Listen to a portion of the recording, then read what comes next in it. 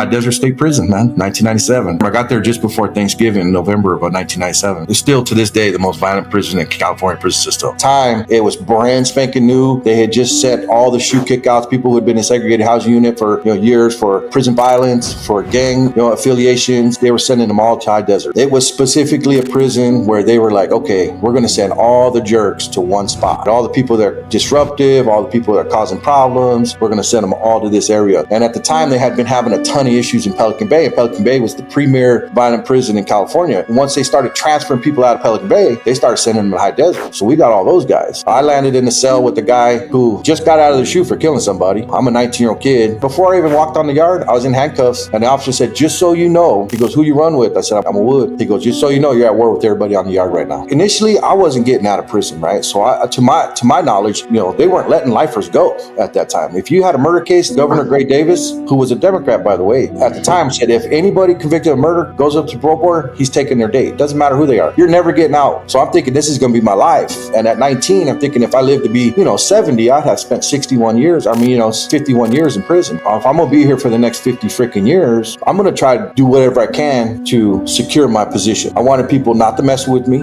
I say respect, but I meant fear. We want people to respect us, but that's not what we want. We want people to fear us.